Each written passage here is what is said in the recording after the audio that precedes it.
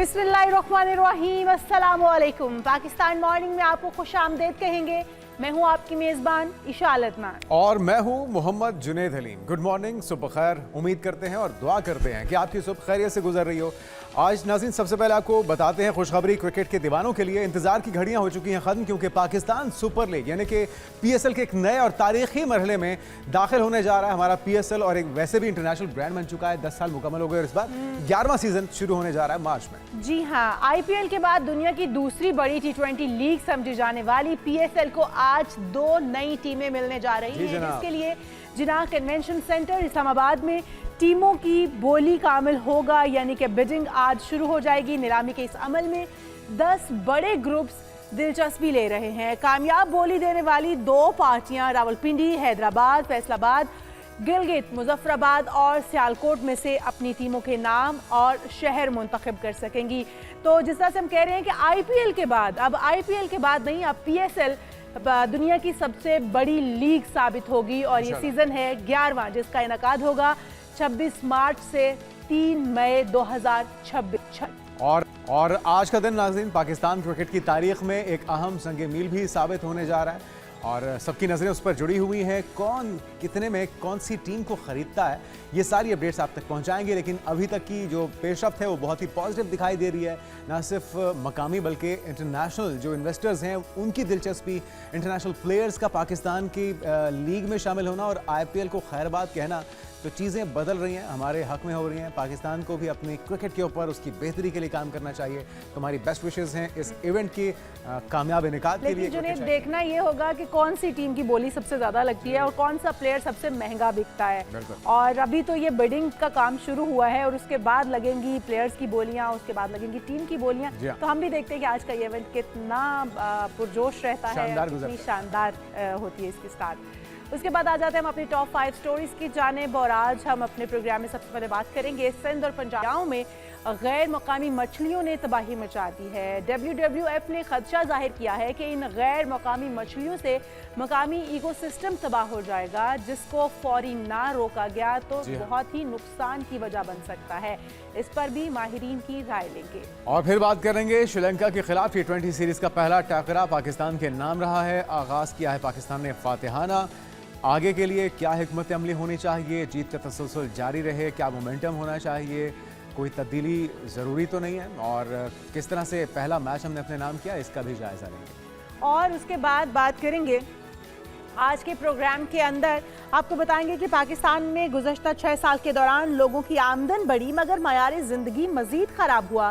Gallup सर्वे है पाकिस्तान का, इस पर भी जायज़ा लेंगे कि आखिर क्या वजूहात हैं कि 6 साल के दौरान लोगों की आमदन तो बढ़ रही है लेकिन उनका गुजारा मुश्किल क्यों हो गया है। इस पर भी माहिरीन की राय लेंगे। और फिर बात करेंगे आंखें, जो कि कुदरत का अनमोल तोहफा हैं, उनकी हिफाजत हमारी जिम्मेदारी है। क्या फेमटो लेज़र सर्जरी के जरिए चश्मे से निजात मिल सकती है, कोई साइड इफ़ेक्ट्स तो नहीं है। माहिरीन की राय क्या है और किस उम्र के लोगों को इसकी ज़रूरत होती है, किस उम्र में इसके ज़्यादा बेहतर नताइज आते हैं, इस पर माहिरीन की आरा शामिल करेंगे। उसके बाद आखिर में बात करेंगे कि ट्रंप आखिर क्या चाहते हैं।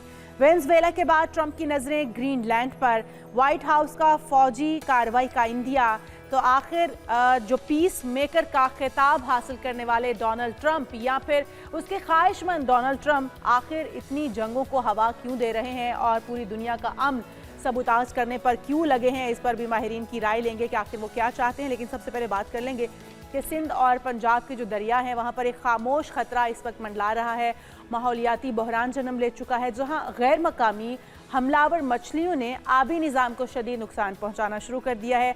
एक्वेरियम के शौक से दरामद की जाने वाली ये गैर मुल्की मछलियाँ अब दरियाओं में फैल चुकी हैं और मकामी मछलियों की बका के लिए भी संगीन खतरा बन चुकी हैं। तो आखिर ये मामला है क्या? ये गैर मुल्की जो 26 इकसाम की पाकिस्तान में के पानियों में पाई जाने वाली मछलियाँ हैं, ये कहाँ से आईं और क्यों अब यहाँ की मछलियाँ उनकी खुराक बनती चली जा रही हैं? इसका सद्देबाब क्या हो सकता है, इस पर भी बात करेंगे। और न सिर्फ मकामी मछलियों को खुराक बनाती हैं बल्कि उनकी जगह और खुराक पर भी ये मुकम्मल तौर पे काबिज हो चुके हैं, जिससे पूरा इकोसिस्टम जो है वो अदम तवाज़ुन का शिकार इस वक्त हो रहा है। तो इस पर बात करने के लिए मौज़म खान साहब टेक्निकल एडवाइज़र हैं WWF के, आपको वेलकम कहेंगे खान साहब पाकिस्तान मॉर्निंग में।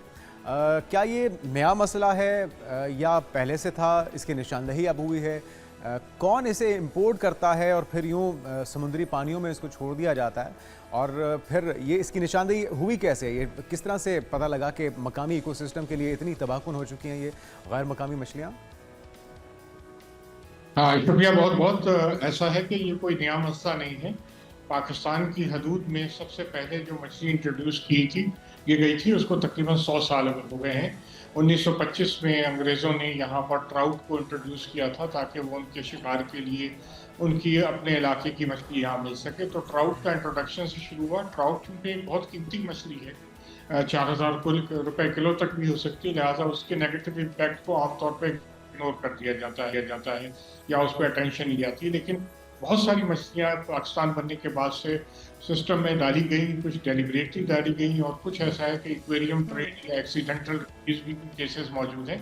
जो ताज़ा तरीन केस है, ये मछली एक्वेरियम में पाली जाती है। इसको अमेज़न सेलफिन कैटफिश कहा जाता है और ये अमेज़न की जो इंतहाई अजीब शक्ल की होती है और ये एक्वेरियम में लोग पाते हैं कि लोगों का व्यू ये है कि एक्वेरियम की दीवारों को साफ करती है, क्योंकि ऐसा नहीं है। ये मछली किसी ने एक्वेरियम से जब अपनी सफाई की होगी या ख़त्म किया होगा तो उसने दरिया में या कहीं पर फेंक दिया होगा और ये फैलना शुरू हो गई। सबसे पहले 4 साल पहले ये मछली नज़र आई थी किंजर के इलाके में अच्छी खासी तादाद में, उसके बाद ये अब सिंध में फैलती जा रही है और अभी रिसेंट पंजाब तक भी है। अच्छा, ये भी बताइएगा मौज़म खान साहब, जिस तरह से आप बता रहे हैं कि एक मछली को किसी ने भी एक्वेरियम साफ करते हुए दरिया में या किसी पानी में छोड़ दिया होगा और फिर उसकी अफजाइश शुरू हो गई और ये मछलियों की तादाद बढ़ती चली गई, ये नुकसानदेह तो मछलियों के लिए बहुत ज़्यादा है। क्या इंसानी सेहत के लिए भी मुज़र है? क्योंकि पानियों के अंदर वो दूसरी मछलियाँ जो बच जाएंगी वो इंसानी खुराक बनेंगी, और क्या उनके अंदर भी इसका जहर पाया जाता होगा और नुकसानदेह है इस इंसानी सेहत के लिए? नहीं, कोई भी मछली इस तरह इंसान के लिए ज़हर आलूद या कोई परेशान करने की बात नहीं होती। वो दरअसल माहौल को ख़राब कर देती है। जिस इलाके में ये मछलियाँ मौजूद होंगी या दूसरी इंट्रोड्यूस मछलियाँ मौजूद हैं, वो इस इलाके में दूसरी मछलियों को आउट कम्पीट कर देती हैं। वो इस काबिल नहीं हो सकती कि इनसे मुकाबला कर सकें, फिर इनकी ग़ज़ा में काबू कर लेती हैं। जगह का मसला होता है। फिर बाज़ मछलियाँ जैसे ये मछली जिसका हम जिक्र कर रहे हैं, जो अमेज़न सेलफिन कैटफिश है, इसमें एक और ख़ुसूसियत ये है कि ये जो डैम्स या बैराजेस की जो दीवारें होती हैं उनको भी नुकसान पहुंचाती हैं। तो इस तरह बहुत सारी मछलियाँ जो खासी नुकसानदेह हैं। तिलापिया। अच्छा, ये तो आपने एक किस्म की निशानदेही की है खान साहब, क्या इसके अलावा कोई और भी मछलियाँ हैं जो कि इकोसिस्टम को डिस्टर्ब कर रही हैं? क्योंकि ये तो बज़ाहिर एक हाथ की जितनी इसकी लंबाई है या कुछ शायद इससे ज़्यादा हो, 1-1.5 फुट, तो ये तो अपने से छोटी मछलियों को खा सकती होगी। तो क्या अपने से बड़ी साइज़ की मछलियों को भी ये नुकसान पहुंचा सकती है, उनके इकोसिस्टम को भी ये डैमेज करती है, या इसके अलावा और भी अक़साम हैं जो कि इस माहौल को ख़राब कर रही हैं? ये मछली दूसरी मछलियों को खाती नहीं, लेकिन उनके ग़ज़ा को ख़त्म कर देती है, उनकी ग़ज़ा खा लेती है। लेकिन बहुत सारी मछलियाँ जैसे तिलापिया हैं, वो ना सिर्फ उनकी ग़ज़ा को खाती हैं बल्कि इतनी तेज़ी से ब्रीड करती हैं कि सबसे ज़्यादा पाकिस्तान में माहीगीरी की जो बायोडाइवर्सिटी है, जो हमारे वाटर बॉडीज़ को उसको नुकसान पहुँचाया है तिलापिया ने, जो 1960 की दहाई में पाकिस्तान में शामिल की गई थी कि ये लोगों की खुराक में इजाफा होगा, मछली आसानी से मिल सकेगी, बजाय इसके कि वो ये काम कर छोटी स्टेज पे ही ब्रीड करने लगती है और उसने तमाम दरियाओं और ख़ासतौर पर बड़ी लेक्स को तबाह कर दिया। जैसे किंजर लेक है, मंशर लेक है या दूसरी बड़ी लेक्स हैं, उनमें ये इतनी तादाद हो गई है कि दूसरी मछली नहीं होती है और ये मछली जो कि बहुत छोटी होती है, लिहाजा इसकी कोई कमर्शियल इंपॉर्टेंस भी नहीं है, कोई इसको खाता भी नहीं है। अच्छा, ये अगर खाने के लिए इस्तेमाल की जाए मौज़म साहब तो ये नुकसानदेह है? नहीं, मछली चूँकि इसका जिस्म बहुत हार्ड है और इसके अंदर गोश्त ना होने के बराबर है, तमाम मछलियाँ खाई जा सकती। मछली का ताज़ा होना शर्त है। कुरान भी हमें कहता है कि लहमन तरीहन खाएं, ताज़ा गोश्त खाएं समुंदर से, लेकिन इसके अंदर गोश्त होता ही नहीं है, बहुत थोड़ा सा गोश्त और उतना सख्त खाल है कि कोई इसको निकालना आसान नहीं होगा। लेकिन दूसरी बहुत सारी मछलियाँ जो इंट्रोड्यूस भी गई हैं और हमारी जो अपनी मछलियाँ हैं वो बहुत जायकेदार और बहुत अच्छी मछलियाँ हैं, तो उनको खास। अच्छा खान साहब, ये जिस मछली की बात हो रही है किस्म की, इसकी कुछ वीडियोस मेरी नज़र से भी गुजरी हैं और ये इंतहाई मुश्किल हालात के अंदर भी, कीचड़ के अंदर भी, और वो भी खुश्क कीचड़ के अंदर भी ये सरवाइव कर जाती है कई दिनों तक। तो एक तो ये कि बड़ी सख्त जान ये मछली है, अब इससे जान किस तरह से छुड़ाई जाए? आप बता रहे हैं कि नहरों के अंदर, तालाबों के अंदर, समुंदर, दरियाओं में भी इसकी एक्सेस हो चुकी है, तो ये गलती जिससे भी हुई, अब जिम्मेदार का पता लगाना तो इतना आसान नहीं होगा, लेकिन अब इसे जान छुड़वाने के लिए क्या करना होगा और क्या ये प्रैक्टिकल होगा इसका, इससे सदेबाब इसका मुकम्मल तौर पे खात्मा? मछली को किसी भी हैबिटाट से या कोई भी इंट्रोड्यूस चीज़ें हैं, जैसे पौधे भी हमारे पास कोनोकार्पस या बहुत सारे, इनको ख़त्म करना नामुमकिन बात होता है। आपने कल ही खबर पढ़ी होगी कि इस्लामाबाद में जो जंगली शहतूत है उसको ख़त्म करने के लिए एक प्रोग्राम शुरू किया गया, लेकिन ये मसला मौजूद है। इसी तरह दरियाओं और नदियों और लेक्स में से किसी मछली को ख़त्म करना तकरीबन प्रैक्टिकली नॉट पॉसिबल है, या उसकी इतनी कॉस्ट है कि उसको नहीं किया जा सकता। ज़रूरत इस चीज़ की है कि अपने सिस्टम को, ख़ासतौर पे वो इदारे जो रिस्पॉन्सिबल हैं मुल्क में फ़िश की इम्पोर्ट के लिए, वो अपने विजिलेंट हो ताकि कोई और मछली इंट्रोड्यूस ना होती रही। लास्ट ईयर भी एक और मछली ऐड कर दी गई जिसे पाकू कहते हैं। तो हम अगर अपने एनिमल क्वारंटीन डिपार्टमेंट, जो कि ministry of national food security और रिसर्च का है, उसको स्ट्रेंथन करने की ज़रूरत है। जितने भी पाकिस्तान में एंट्री पॉइंट हैं उनके दफ्तर मौजूद हैं, वहाँ पर उनको चाहिए कि मछलियों के लिए भी क्वारंटीन फैसिलिटीज़ को इस्टेब्लिश करें ताकि कोई मछली आइंदा इंट्रोड्यूस ना हो सके। और अगर दूसरी मछलियाँ इंट्रोड्यूस नहीं होगी तो वक्त के साथ हमारा जो इकोसिस्टम है वो स्टेबल हो सकता है इन मछलियों के साथ भी। लेकिन ज़रूर अब हम पहले जो मकामी मछलियां हैं उनको क्वारंटीन करना बहुत ज़रूरी है, उनको एक महफूज मकाम पर मुंतकिल करना बहुत ज़रूरी है, उनकी बका ज़रूरी है। उसके बाद फिर हमारा इकोसिस्टम इस मुताबिक हो सकेगा या इस काबिल हो सकेगा कि इन मछलियों से भी छुटकारा हासिल कर पाए। बहुत शुक्रिया। मौज़ूम खान साहब हमारे साथ मौजूद थे, टेक्निकल एडवाइज़र हैं WWF के। और ये मछलियाँ जिस किसी की भी गलती की वजह से पानी के अंदर शामिल हो चुकी हैं, इस वक्त आम पानियों के अंदर, दरिया, समंदर या नहरों का पानी हो, अब वो दूसरी मछलियों के लिए भी मुश्किल का बाइस। और अभी आपको मिलवाते हैं एक ऐसी बाहिम्मत लड़की से, पाकिस्तान की बेटी से, जिसने पंच, किक और फाइट से सिर्फ मेडल्स ही नहीं जीते बल्कि माशरती रुकावटों को भी ख़त्म कर दिया है। उम्मीद तौर पे ये तासुर होता है कि लड़कियां बड़ी नर्म व नाजुक होती हैं, उनसे घरेलू काम करवाने चाहिए, लेकिन इस टैबू को तोड़ते हुए मरियम ने साबित किया है कि लड़कियां भी माशरे में एक मकाम पैदा कर सकती हैं, बहुत कुछ कर सकती हैं, अपने माँ बाप का, इस मुल्क का नाम रोशन कर सकती हैं। बिल्कुल जी। और ये मरियम अजहर हैं जिन्होंने सफ़र, जिनका आसान नहीं रहा, मगर उन्होंने हर मुश्किल को अपने हौसले और लगन से अबूर किया है। फिर वो मुख्तलिफ फाइट्स थी, IFT 7, MMA चैम्पियन या NFT की सिल्वर और ब्रॉन्ज मेडल्स हो, वो उन्होंने अपनी मेहनत और लगन से हासिल किए हैं। तो हमारे साथ मरियम अजहर मौजूद हैं, बॉक्सिंग चैम्पियन हैं। वेलकम टू शो कहेंगे आपको मरियम, कैसी हैं आप और कितनी मेहनत और कितनी जिदोजहद के बाद आपने ये इतने ब्रॉन्ज और इतने गोल्ड मेडल जीते हैं, इनकी तफसील हमारे साथ भी शेयर करें। श्योर। अस्सलाम वालेकुम first of all and thank you so much for inviting me. मेरा सफ़र शुरू हुआ था 2023 के लास्ट में, और बेसिकली मैं मुदस्सिर हंगार जो एकेडमी है वहाँ पे एज आ फिटनेस के लिए आई थी, but after my overall game and sports physique and activities, sir ने मुझे देखा और मुझे मोटिवेट किया। उनको मेरे अंदर एबिलिटी नज़र आई कि मैं अपनी इस गेम में आगे जा सकती हूँ। उन्होंने मुझे मोटिवेट किया एंड देन अल्हम्दुलिल्लाह आज आपके सामने हूँ। ठीक है। और ये जो लास्ट आपने इवेंट जीता, इसमें कितने कंटेस्टेंट थे, कितने मदे मुकाबिल थे, और जिस मेडल को आपने हासिल किया वो कितनी मुश्किल फ़ाइट थी, उसके अंदर किन किन चीज़ों का आपने ख्याल रखा कि ये गलती ना हो? बिल्कुल। मैंने अभी तक MMA के 3 खेले हैं मैचेस, और उनमें से अल्हम्दुलिल्लाह मेरे 2 विन हैं। और इसके अलावा मैं बेसिकली बॉक्सिंग और किक बॉक्सिंग के ऊपर हम लोग प्रैक्टिस करते हैं। लास्ट जो मेरी फ़ाइट हुई थी वो NFT की फ़ाइट थी, NFT 4। ये सीरीज़ होती है, सीज़न होता है, और इसमें जो है मैंने ब्रॉन्ज मेडल हासिल किया है। मेरा जो वेट कैटेगरी था वो 70 के वेट कैटेगरी में मैंने प्ले किया था। मेरी जो फ़ाइट हुई थी वो 3 टाइम चैम्पियन के साथ हुई थी, और अल्हम्दुलिल्लाह बहुत अच्छी फ़ाइट थी। 19-20 की फ़ाइट थी वो, और बहुत टफ़ फ़ाइट थी। लेकिन ये है कि हर फाइट से आप कुछ ना कुछ सीखते हो। अल्हम्दुलिल्लाह मैंने ब्रॉन्ज मेडल हासिल किया है और अपनी टीम का नाम रोशन किया है। माशाल्लाह। अच्छा मरियम, आगे क्या प्लान्स हैं आपके? क्योंकि इतने सारे गोल्ड मेडल्स, ब्राउन मेडल्स हासिल करने के बाद गोल्स और भी हाई हो जाते हैं। अभी आपने क्या गोल रखा हुआ है, क्या अचीव करना है? बिल्कुल, जैसे कि अभी करंटली मैं नेशनल लेवल पे ऑलरेडी प्ले कर रही हूँ। मेरा गोल तो यही है, शॉर्ट टर्म गोल में अगर बात करूं तो इंटरनेशनली प्ले करना है, लॉन्ग टर्म गोल में आगे ग्रो करना है और पाकिस्तान का नाम रोशन करना है डिफरेंट कंट्रीज़ में। और वहाँ पे बेसिकली हर प्लेयर का गोल तो यही होता है कि वो ओलंपिक तक जाए। तो एट द एंड गोल तो वही है, बाकी अल्लाह पे पूरा भरोसा है।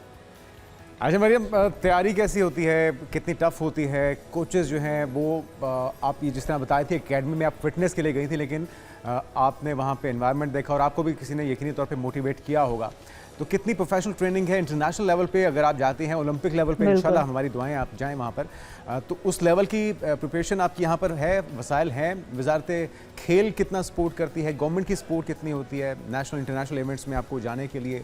अरेंजमेंट सारे बिल्कुल, बेसिकली हम यहाँ पे प्रैक्टिस करते हैं एमएमए की, किक बॉक्सिंग की, बॉक्सिंग की, और हमारी यहाँ पे डिफरेंट बेसिकली ये ओवरऑल मिक्स मार्शल आर्ट है। कंफू हमारा स्टाइल है, टीम मुदस्सिर हंगार जो है वो हमारा एक लोगो है, और उसके अंदर हम लोग जो प्रैक्टिस करते हैं वो इन सारी गेम्स की करते हैं। स्टाइल्स हमारे डिफरेंट हैं, उन स्टाइल्स को हम जैसे जैसे हमारे मैचेस होते हैं उन्हीं मैचेस की बेसिस के ऊपर हमारी प्रैक्टिस होती है और हम उस स्टाइल को अडॉप्ट करते हैं। तो जहाँ तक बात की जाए किस लेवल की प्रैक्टिस हो रही है, तो अल्हम्दुलिल्लाह हमारे यहाँ पे जितने भी प्लेयर्स निकलते हैं वो चैम्पियंस ही निकलते हैं। हमारे जो सर हैं, सर मुदस्सिर, वो हमें इस तरीके से ट्रेनिंग देते हैं कि आप अपना डिफेंस भी अच्छे तरीके से कर सको और अगले प्लेयर को आप टेक्निक के ज़रिए आप उसको हरा भी सको और अपनी जीत ले सको। तो बेसिकली ये हमारा एक ओवरऑल स्ट्रेटजी होती है। हर गेम की डिफरेंट स्टाइल्स होते हैं, डिफरेंट स्ट्रेटजी होती है, और उस तरीके से ही हमें गाइड किया जाता है, हमें ट्रेनिंग दी जाती है, और फिर अल्हम्दुलिल्लाह हम रिंग में जाके परफॉर्म करते हैं। ज़बरदस्त, माशाल्लाह। अच्छा, इसमें आपकी बातों से हमें लग रहा है कि टेक्निक बहुत मैटर करती है।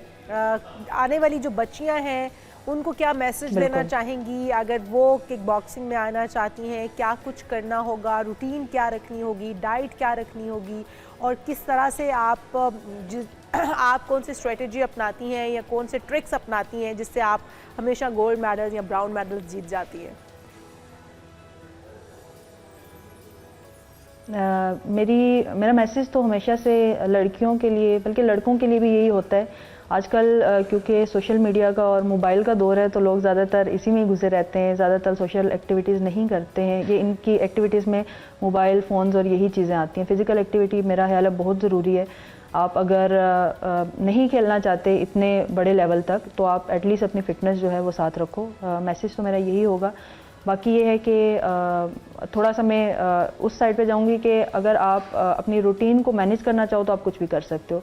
फॉर एग्जांपल मेरी रूटीन है ऐसी है कि मुझे कॉर्पोरेट जॉब में जो है 10 to 6 या 9 to 5 जैसे भी होता है हमारा, हमें उस तरीके से मैनेज करना पड़ता है। लेकिन जब आप शुरू से एक स्पोर्ट्स पर्सन रहे हो तो आपको एक बॉडी की आदत लग जाती है कि आपको कोई ना कोई स्पोर्ट्स करना है। तो ये स्पोर्ट्स शौक से आया है, और उसको साथ फिर जब जो चीज़ शौक से आई होती है तो फिर आप उसको साथ मैनेज भी उसके लिए मेहनत भी करते हैं और मेरी चीजें मैनेज हो रही है। बहुत अच्छी बात है। देन मैं 3 से 4 घंटे वो करती हूँ। अच्छा, किसको आइडियलाइज किसको किया, किसको देखकर शौक पैदा हुआ कि आपको ये करना चाहिए? आपका रोल मॉडल कौन है इस फील्ड में?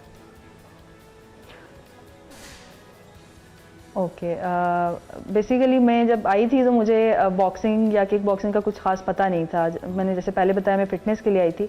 यहाँ पे आके मेरे साथ जो सीनियर्स हैं उनमें बुशरा है, मेरे सर कोच जो सर मुदस्सिर हैं, उन्होंने और मुझे इतना मोटिवेट किया और मुझे इतनी इंस्पायरेशन दी। बुशरा है जैसे और भी प्लेयर्स हैं, तो उन्होंने मुझे इतनी मोटिवेशन दी कि मुझे फिर इसमें इंटरेस्ट पैदा होना शुरू हो गया, एंड देन इसको जो है मैंने अडॉप्ट किया।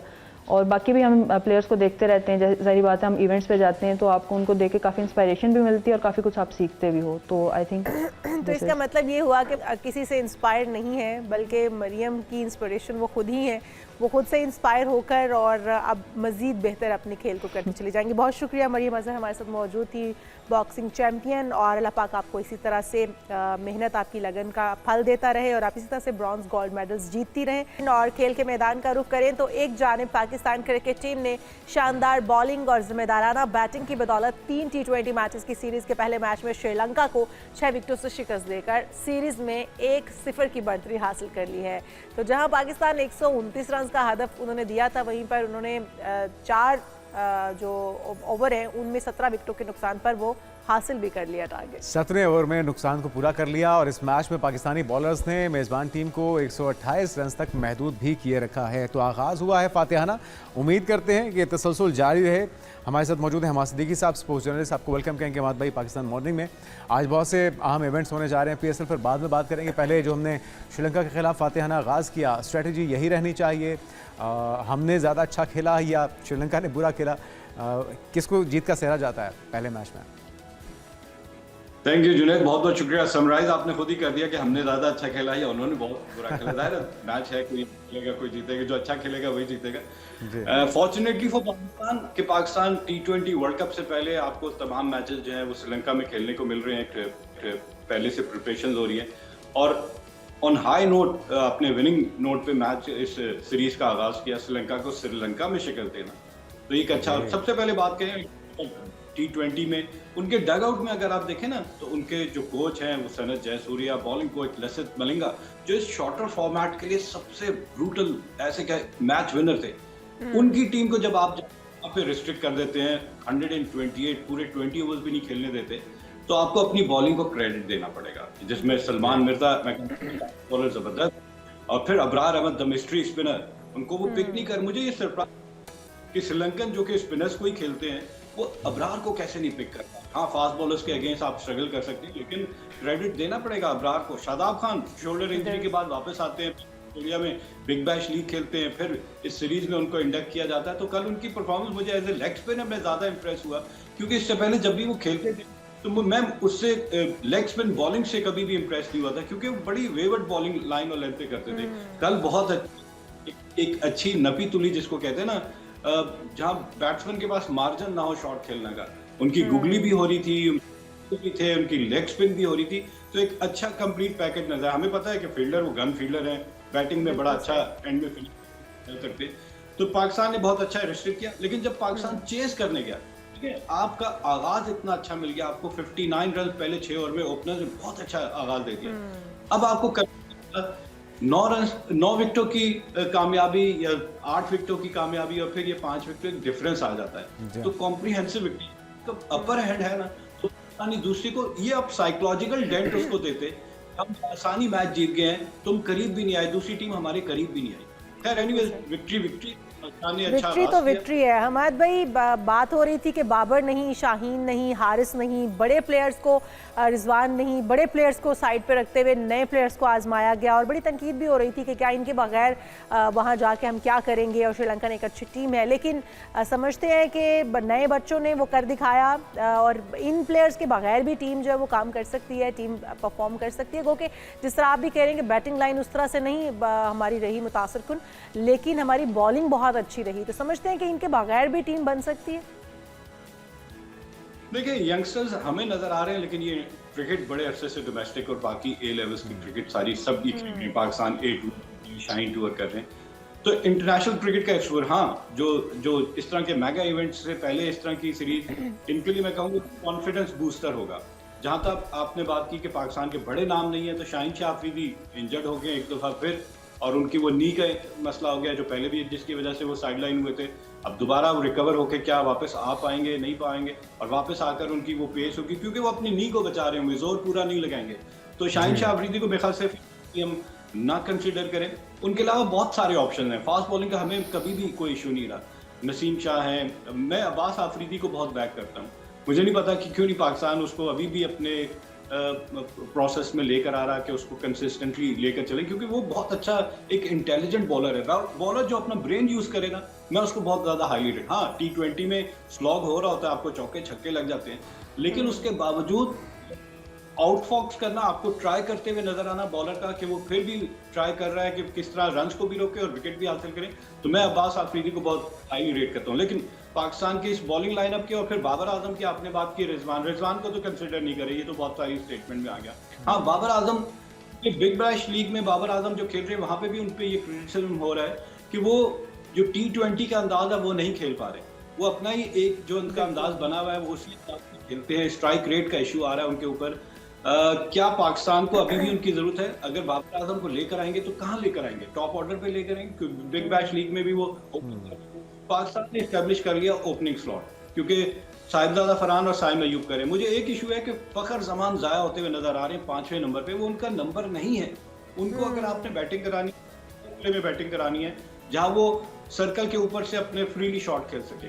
कल आपने देखा कि वो बड़े कंफ्यूज हो गए थे, डबल माइंडेड हो गए थे कि मैं, हालांकि टारगेट इतना बड़ा नहीं था, लेकिन वो उनकी जो एक इंस्टिंक्ट है ना कि उन्होंने खेलना जा रहे हैं ना अंदाज से, उसमें वो बस डबल माइंडेड 15-16 रन करते थे, लेकिन उन्हें क्रीज से बाहर निकल के उस शॉट की जरूरत ही नहीं थी, अपनी विकेट को थ्रो कर दिया। तो यहाँ वो कंफ्यूज नजर आ रहे हैं। उनके साथ मेंटोरिंग की बड़ी जरूरत है कि उनको साइकोलॉजिकली ये बताया जाए कि आपका रोल बेसिकली है क्या। जब तक प्लेयर को उसका रोल डिफाइन करेंगे तो वो कैसे जाके अंदर एग्जीक्यूट करेगा, और अगर वो अंदर एग्जीक्यूट। बिल्कुल सही, स्ट्रेंथ और वीकनेस का आपको अंदाजा होना चाहिए, खिलाड़ियों को सही यूटिलाइज करना चाहिए, और जीत का ये मोमेंटम है, हम उम्मीद करते हैं कि इसी तरह से जारी और सारी रहेगा, सीरीज भी अपने नाम करेंगे। अब अच्छा आते हैं नाजरीन, हमाद भाई, हम देख रहे हैं कि जो बांग्लादेश और भारत वाला मामला है, एक तो सियासी और एक वो जो आपस में इख्तिलाफात हैं मसलकी, वो तो चल ही रहे हैं, लेकिन खेल के अंदर एक बार फिर से हम देख रहे हैं कि भारत की जो हरदर्मी है वो मुसलसल बरकरार है। बिल्कुल जायज़ उनका मेरिट के ऊपर डिमांड थी कि जी हम श्रीलंका में अपने मैचेस खेलना चाहते हैं। उनकी लाइव थ्रेट्स हैं, जिस तरह की वहाँ पे दंगे फसाद हो रहे हैं, बांग्लादेशियों को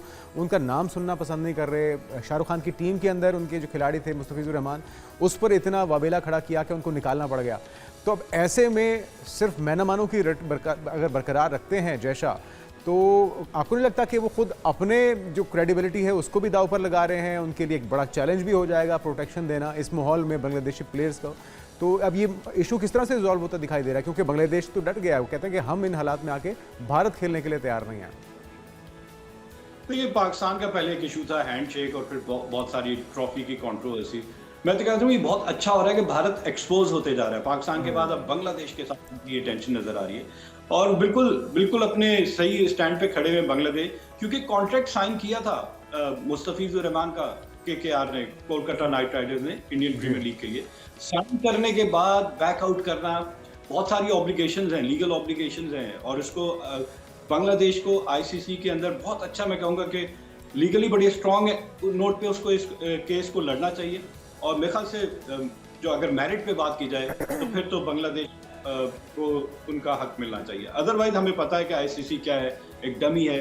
इसको आप आईसीसी इंटरनेशनल क्रिकेट नहीं कह सकते, इंडियन क्रिकेट काउंसिल, क्योंकि ज़्यादातर जो उनके कर्ता धर्ता बैठे हुए वो इंडियंस ही हैं, और उसकी वजह वही, जैसे हम कितने प्रोग्राम में कह चुके हैं कि रेवेन्यू जनरेट करता है तो बाकी सारे उसके सामने घुटने टेक देते हैं। तो वहाँ कैरेक्टर नहीं होता कि आपकी डिग्निटी क्या है, कि आप क्या पैसे पे बिक गए हैं। बाकी मैं यही जरूर कहूँगा कि क्या आप, अगर आपको खरीद लिया गया, आप कोई इंसाफ की बात ही नहीं कर सकते कि ये ज्यादती हो रही है। आपने मोइन अली की स्टेटमेंट देख ली होगी कि वो ये कह रहे हैं कि हमें पता है कि आईसीसी कौन रन करता है और आईसीसी बायस्ड है। कितनी स्टेटमेंट आ रही है, अब आनी शुरू होगी है। तो ये इंडिया एक्सपोज हो रहा है। देखते और हैं ये कि तो मजहबी तासुब है हमाद भाई। अगर हम देखें तो अंबानी भी बहुत सारे प्लेयर्स को, जो कि बांग्लादेशी भी हैं, श्रीलंकन भी हैं, उनको अपनी टीम में रखे हुए हैं। जब अंबानी पर बात नहीं होती तो फिर शाहरुख खान को मजहब के नाम पर उनको निशाना बनाया जाना और स्पेशली टारगेट किया जाना और उनकी टीम से निकलवाया जाना बांग्लादेशी प्लेयर्स को। और अभी हम देख रहे हैं कि शाहरुख खान के बैनर्स के ऊपर, उनके पोस्टर्स के ऊपर, उनकी तस्वीरों के ऊपर लोग जो है जूतियाँ मार रहे हैं, बदतमीजी कर रहे हैं। जो वहाँ पर हुल्लड़बाजी इस वक्त हो रही है वो तो यकीनी तौर पर समझ में आता है कि एक मजहब को लेकर मुतासिबाना रवैया है। अब आ जाते हैं अपनी बैटिंग की तरफ, क्योंकि पीएसएल की टीमों की बैटिंग जो है वो इस वक्त आज होनी है। क्या समझते हैं किसकी कितनी बोली लगने वाली है, कौन से हाई रेटेड या हाई पेड कह लें महंगे तरीन प्लेयर्स होंगे, क्या कहते हैं आप? देखिए, पहले आपकी शाहरुख वाली बात को मैं कंप्लीट कर दूं। देखिए, हमें अपने ग्रेट कायदे आजम को सलूट करना पड़ेगा। टू नेशन थ्योरी, मतलब आप ऐसे तो नहीं पाकिस्तान अलग आपको रियासत मिली, आज़ाद रियासत मिली जहां आप अपनी प्रैक्टिस कर सकते हैं हर चीज़ की। इंडिया में आपने देखा होगा क्रिसमस में क्रिश्चियंस को किस तरह उन्होंने टारगेट किया, आपने देख लिया होगा। अब other than Pakistan and Bangladesh, Muslims के अलावा non Muslim which is Christian, अगर ऑस्ट्रेलिया, इंग्लैंड, साउथ अफ्रीका वो ये बताएं कि ये क्या ज्यादती हो रही है। आप बिल्कुल ठीक कह रहे हैं, और तमाम अकलियतें हमारे भाई वहाँ पर गैर महफूज हैं। वॉल स्ट्रीट जर्नल ने अब तो लिख दिया है कि भाई एक फैसिस्ट स्टेट है ये। नरेंद्र मोदी के सरपरस्ती में इस वक्त भारत का वो जो शाइनिंग इंडिया का ख्वाब था वो इस वक्त पूरी तरह से मलिया मेट हो चुका है और पूरी दुनिया इसकी गवाह है। Very true. आते हैं वापस पाकिस्तान सुपर लीग पे जनाब। इंटरनेशनल ब्रांड है, 2 रोड शोज जो हुए, एक इंग्लैंड में एक यूनाइटेड स्टेट्स में, उसका असर आप देखें कि कितनी बड़ी कंपनियां जो हैं वो अब आके इसका हिस्सा बनना चाह रही हैं। तो जो बिडिंग का प्रोसेस है, जो पहले 2 टीमें शॉर्टलिस्ट होंगी कि कौन सी 2 और ऐड होती हैं, 6 के बाद अब 8 हो जाएंगी, वो बड़ा इंटरेस्टिंग है। एक और बेस प्राइस बड़ी अच्छी रख दी गई है। तो पाकिस्तान क्रिकेट बोर्ड की जो मार्केटिंग टीम है ना, जो इसको पाकिस्तान सुपर लीग की जो मार्केटिंग टीम है वो बहुत अच्छा इस पे चल रही है। अल्टीमेटली फायदा किसको होने जा रहा है? पाकिस्तान को हो रहा है। और बहुत सारे प्लेयर जो इंडियन प्रीमियर लीग जिन्होंने विड्रॉ किया कि नहीं जी हम वहाँ नहीं खेलेंगे, क्योंकि आप 3-3 महीने बैठे रहते हैं साइड लाइन पे और आपको मैच नहीं मिलता। क्योंकि इंडिया का क्या है, वो अपने सपोर्ट करते हैं, इंटरनेशनल प्लेयर्स को बाहर बिठा के रखते हैं और मैचेस भी नहीं मिलते।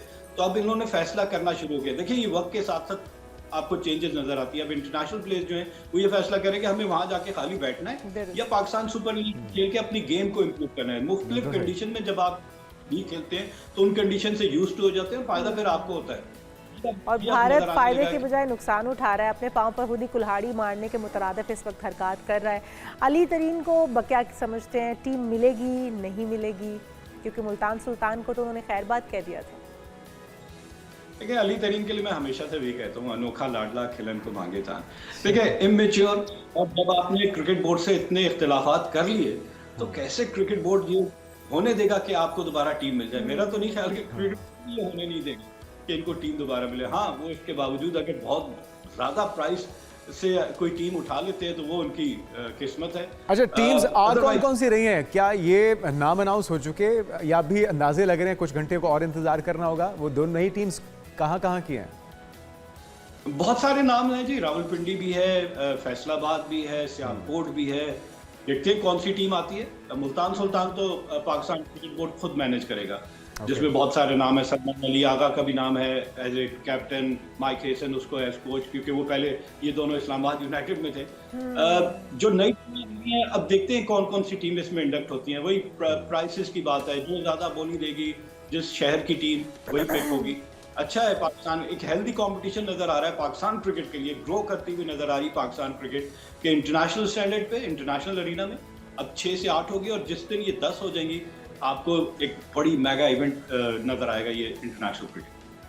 बहुत शुक्रिया, बिल्कुल ठीक, बहुत शुक्रिया। हमाद भाई हमारे साथ मौजूद थे और हमारी भी दुआएं हैं जी आज के होने वाले इवेंट के लिए, जो कि बोलियां लगने जा रही हैं, बिडिंग हो रही है PSL के लिए। और देखते हैं कि अब कौन सी टीम महंगे दामों बिकती है, कौन से प्लेयर के कितने दाम होते हैं, ये तो अभी थोड़ी देर के बाद पता चल जाएगा।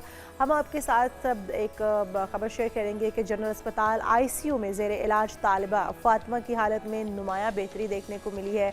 फातिमा मुकम्मल होश में आ गई हैं और अहले खाना से भी बातचीत की है। चेयरमैन मेडिकल बोर्ड ने कहा है कि फातिमा को वेंटिलेटर से हटा दिया है, अब खुद सांस ले रही है और ऑक्सीजन सपोर्ट भी जारी है। तो हमारी बहुत सारी दुआएं हैं फातिमा के लिए, अल्लाह पाक से जल्द सेहतयाबी अता करे, लंबी ज़िंदगी अता करे और वालिदैन के साथ उसे ज़िंदगी गुजारने की तौफीक अता करे। बिल्कुल, और ये वही बच्चे नाज़ीम जो कि 2 रोज़ पहले निजी यूनिवर्सिटी में दूसरी मंजिल से इसने छलांग लगाई थी और फिर शदीद ज़ख्मी हालत में इसे अस्पताल मुंतकिल किया गया।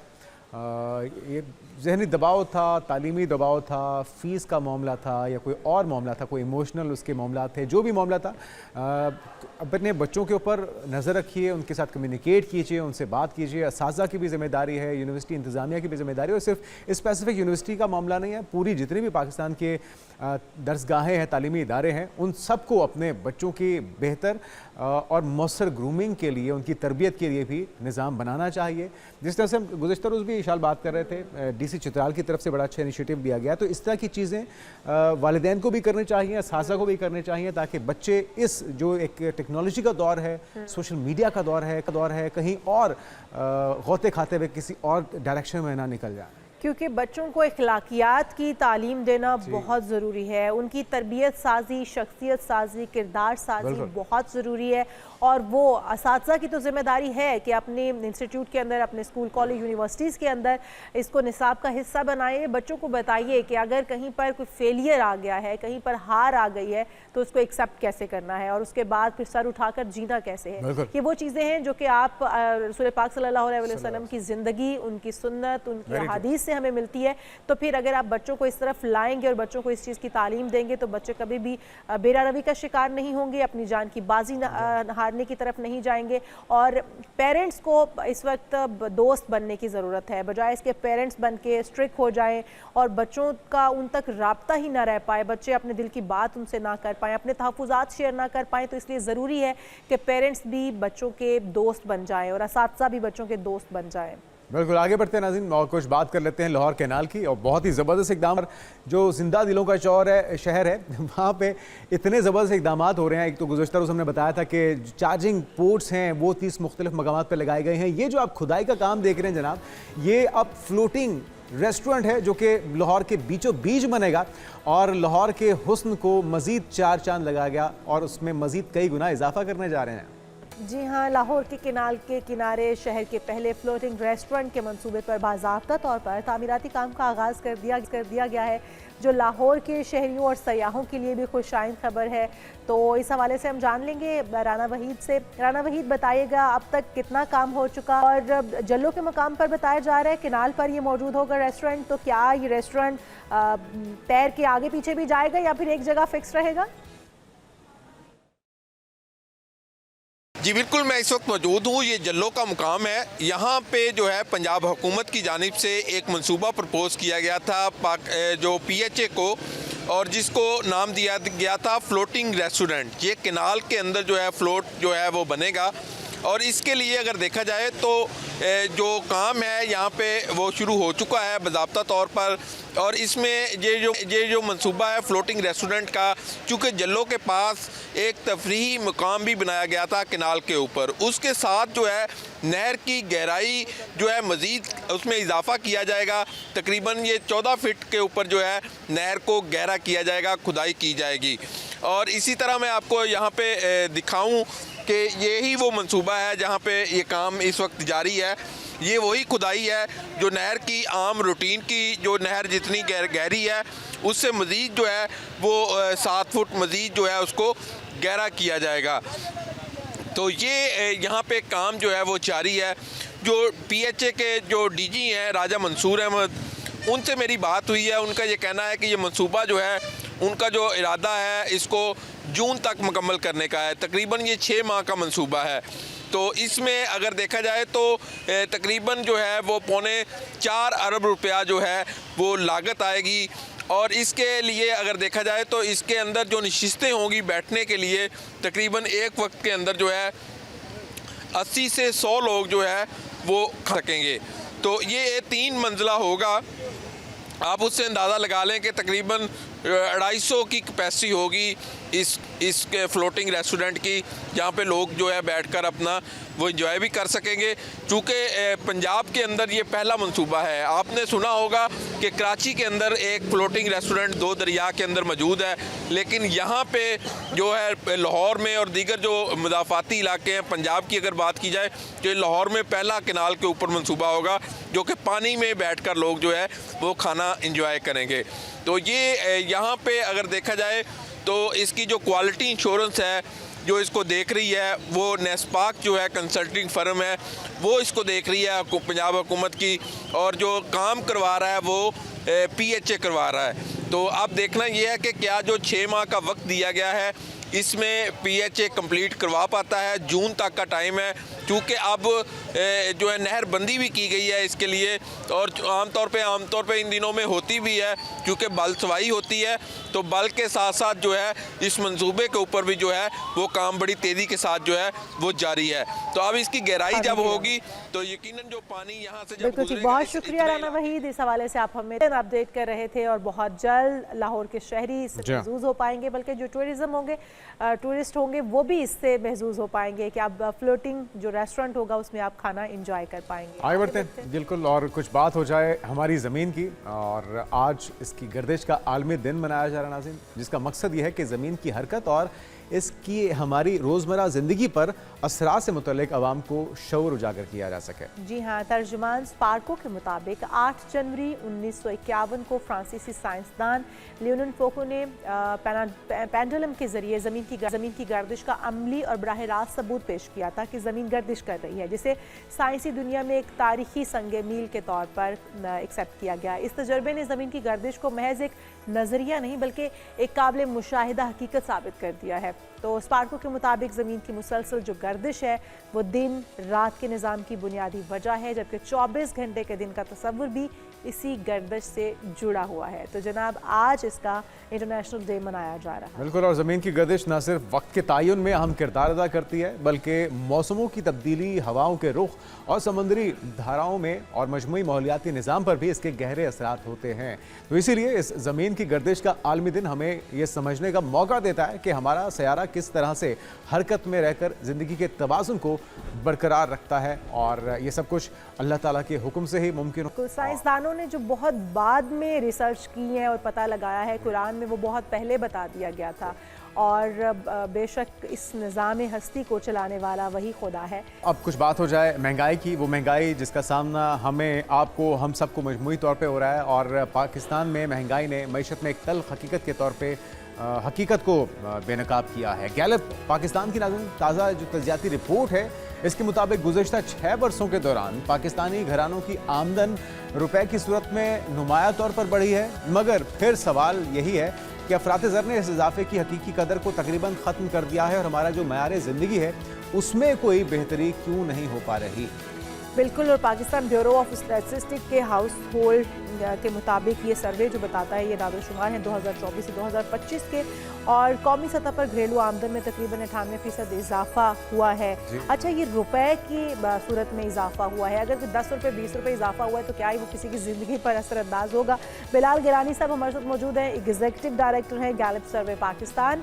वेलकम टू शो कहेंगे आपको बिलाल गिलानी साहब। बिलाल से पहले आपसे ही जानेंगे कि आप बताइए कितना आमदन में इजाफा हुआ है, क्योंकि हम देख रहे हैं बेरोज़गारी मज़ीद बढ़ गई है और जो क़ुव्वत ख़रीद है वो ख़त्म हो गई है, और आमदन में भी कोई इजाफा नहीं हुआ लोगों का। किस हिसाब से ये गैलप सर्वे किया गया, किस इलाके से कंडक्ट किया गया, किन लोगों से कंडक्ट किया गया, अगर इसकी तफसीलात आप हमारे साथ शेयर कर सकें। जी बिल्कुल। ये वाला सर्वे जो है ये पाकिस्तान ब्यूरो ऑफ स्टैटिस्टिक्स, जो हुकूमत का जो स्टैटिस्टिक्स का एक एपेक्स बॉडी है, उसने कंडक्ट किया, और वो हर तकरीबन 2 साल बाद एक सर्वे करती है। इस सर्वे में उन्होंने तकरीबन 40,000 के करीब घरानों के पास गए, और ये 40,000 घराने चारों प्रोविंसेस में थे, अर्बन, रूरल, हर तरह के एक नुमाइंदा सैंपल उन्होंने चूज़ किया, और यही एक सीरीज़ है जो हर 2 साल बाद करते आए हैं कई तिहाइयों से। तो उसी सीरीज़ में एक 2019 में उन्होंने सर्वे किया, फिर एक उन्होंने अब 2025 में किया। बीच में कोविड और सेंसस की वजह से वो ये 2 साल का तसलसल नहीं रख सके। और इस सर्वे में आई थिंक ये जो मेन बात जो नज़र आती है वो ये कि जब 2019 में किया तो तकरीबन 40,000 रुपये एक घराने की आमदन थी, और अब सर्वे ये बताता है कि एक घराने की आमदन जो है वो तकरीबन औसतन 80,000 रुपये तो है।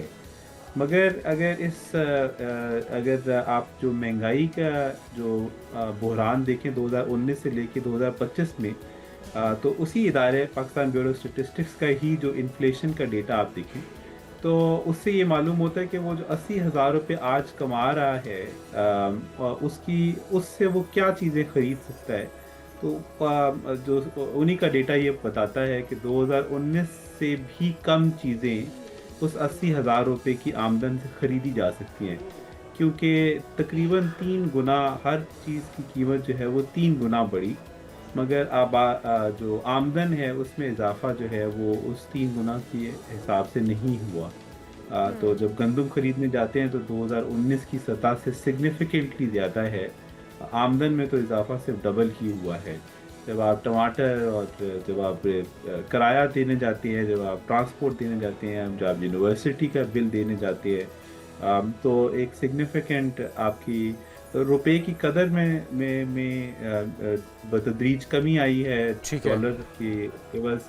और जो इम्पोर्टेड गुड्स हैं उनमें उनकी कीमतों में इजाफा हुआ है। तो तेल और जो दालें हैं पाकिस्तान इंपोर्ट करता है, तो इस उन सब की तकरीबन कीमतों में इस इजाफा वजह हुआ है। से- अच्छा गिलानी साहब, मयार ज़िंदगी बेहतर हो उसके लिए फिर कितना इजाफा होना चाहिए आमदनी में? क्योंकि आमदनी बढ़ने के बावजूद अगर मयार ज़िंदगी नहीं बढ़ रहा, इसका मतलब है कि रेशो मुतनासिब नहीं है, तो उसके लिए फिर कितनी आमदनी बढ़नी चाहिए एवरेज पाकिस्तानियों की? बिल्कुल। सो ये अगर हम हुकूमत के जो तरफ से भी देखें तो उसमें उनका आर्गूमेंट ये होगा कि 2019 से लेके 2025 का की जो अरसा है, ये एक मेजर एक तरह से डिपार्चर है बाकी हिस्टोरिकल टाइम पीरियड से। इसमें कोविड आ गया, इसके अंदर यूक्रेन का क्राइसिस आ गया, जिसकी वजह से मेजर इन्फ्लेशन दुनिया भर में हुई क्योंकि ट्रेड रूट्स डिसरप्ट हो गए। इसी तरह पाकिस्तान में एक पॉलिटिकल इंस्टेबिलिटी हुई, एक गवर्नमेंट से दूसरी गवर्नमेंट तक बात आई।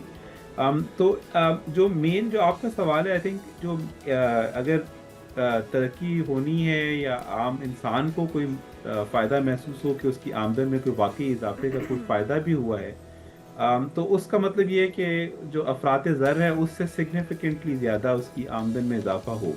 इस वक्त तकरीबन 7 से 8% हर साल जो है, अब जो है बहुत हाई इन्फ्लेशन के बाद तकरीबन 7 से 8% एक चीज़ जो कि हम अपनी ज़ाती ज़िंदगियों में भी महसूस करते हैं, जो गवर्नमेंट सेक्टर है, हर साल बजट आता है, कभी 5%, कभी 10%, कभी 15%, कभी 20% और कभी 25% भी बढ़ जाता है। विफाक में भी और सूबे भी उसके अंदर कुछ ना कुछ इजाफा करते हैं, लेकिन जो प्राइवेट सेक्टर है सबसे ज़्यादा टैक्सेस का बोझ भी उनके ऊपर है और उनकी आमदनी तो साला साल नहीं बढ़ती, बाज़ुकात तो दहाइयाँ भी गुजर जाती हैं और कोई पूछने वाला भी नहीं है। तो इस सेक्टर के ऊपर हुकूमत की तवज्जो ना होना भी एक रीज़न हो सकती है कि मयार ज़िंदगी नहीं बढ़ रहा, क्योंकि आमदनी भी तो माइनस में ही जा रही है, क्योंकि हर चीज़ महंगी हो रही है। सोने का रेट 10 साल पहले क्या था, पेट्रोल का रेट क्या था, डॉलर का रेट क्या था, तो ये भी तो एक फैक्टर हो सकता है गिलानी साहब।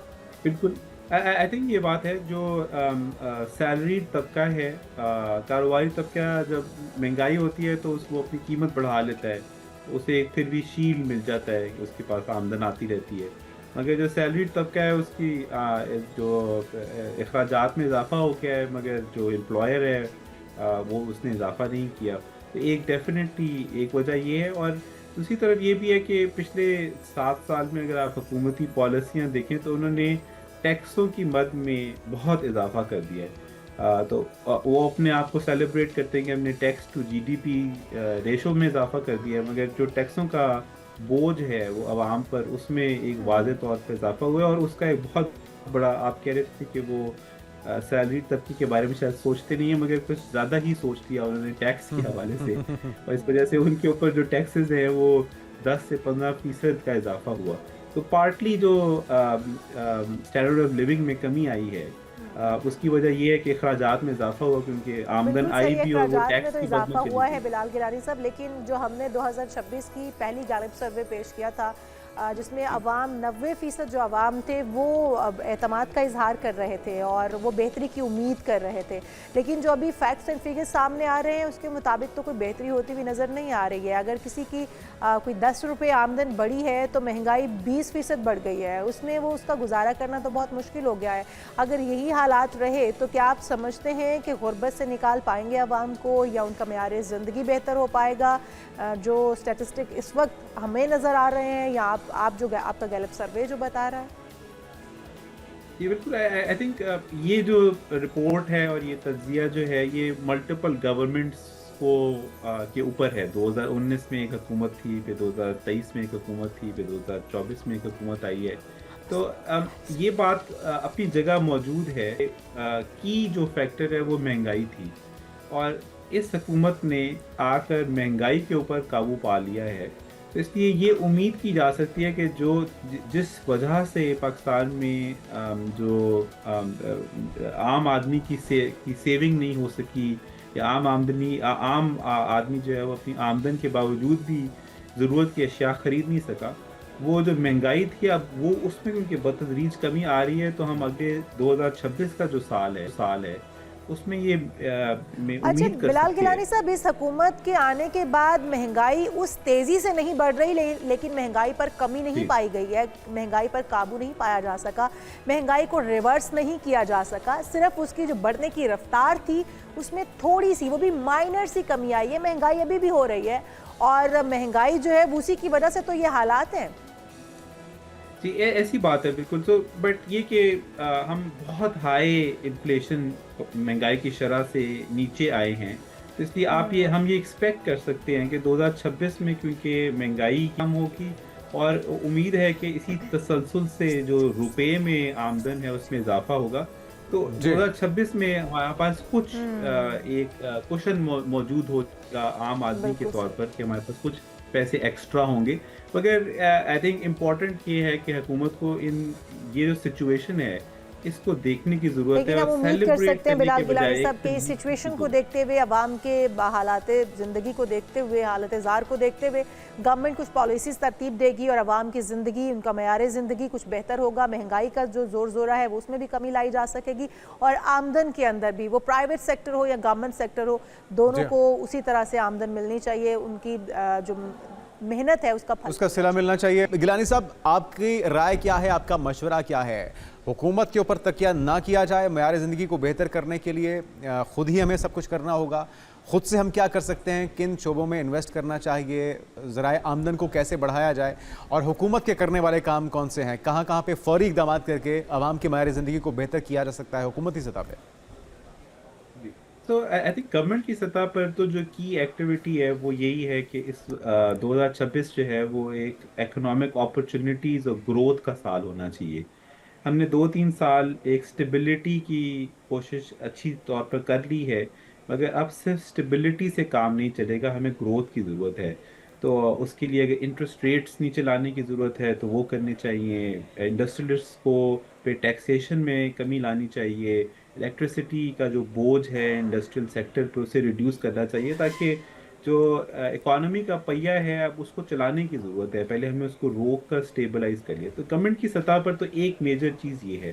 दूसरी तरफ आई थिंक जो इकोनॉमिक मॉडल है पाकिस्तान का, जो हमने पिछले कई दिहाइयों से इस्तेमाल किया है, उसको रीविजिट करने की ज़रूरत है। एक फेडरल हुकूमत शायद इसी तरह की इकोनॉमी क्रिएट कर सकती है। लोकल गवर्नमेंट जब तक नहीं आएंगी, वो आम पाकिस्तानी की हद तक जो इकोनॉमिक अपॉर्चुनिटीज़ हैं, हम उनको जब स्टेबलाइज नहीं करेंगे, हम एक आम थड़े लगाने वाला एक आम दुकानदार जो है इसके मसाइल हल नहीं करें, हर रोज़ किसी तजावुज़ात के चक्कर में, किसी FBR के किसी अफसर के चक्कर में अपनी आमदन खो रहा है।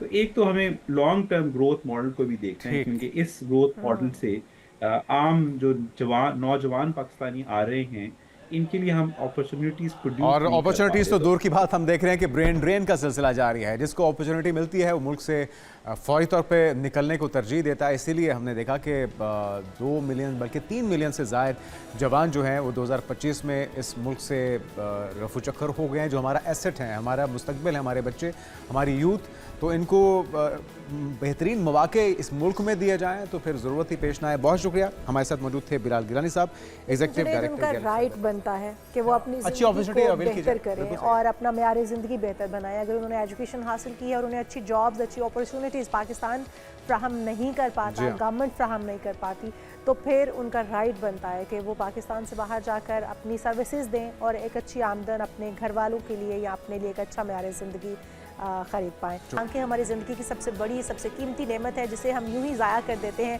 जो हमें दुनिया के रंग, रिश्ते, रास्ते सब दिखाती हैं, मगर बदलती हुई तर्ज ज़िंदगी, मोबाइल फ़ोन का इस्तेमाल या फिर स्क्रीन का बेतहाशा इस्तेमाल जो है वो हमारी आंखों की सेहत को ख़राब कर रहा है। आजकल हम देख रहे हैं हमारे छोटे छोटे बच्चे भी ख़राब आंखों, ख़राब नज़र का शिकार होते चले जा रहे हैं और फिर बड़े वो एज के साथ भी और कुछ एज से पहले भी अपनी आंखों को, नज़र को ख़राब कर बैठते हैं। तो हमारा क्या जो वजूहात हो सकती है? लाइफस्टाइल, एक तो बच्चों को पैदा होते साथ ही हम अपनी जान छुड़वाने के लिए देखते हैं कि मोबाइल थमा दिए जाते हैं, टैब्स थमा दिए जाते हैं, गैजेट्स उनके हाथ में दे दी जाती हैं। ऐसे मौके पर जब उनको बोलना तक नहीं आता सही तरह से, जब वो इन गैजेट्स का इस्तेमाल करेंगे, उनको करीब से देखेंगे, लेट के देखेंगे, अंधेरे में देखेंगे और मुसलसल तवातुर के साथ देखेंगे, उसके क्या असरात होंगे। और फिर ये जो नज़र की कमज़ोरी है, इससे बचने के लिए अगर आपकी नज़र वीक हो गई है तो फिर उसका तरीक़ाकार क्या हो सकता है। ये जो फेमटो लेसिक है, फेमटो लेज़र है, ICL जैसी जदीद सर्जरीज़ हैं, ये आम अफराद की तवज्जो का मरकज़ तो बन चुकी हैं, लेकिन ये कितनी कारगर हैं, कितनी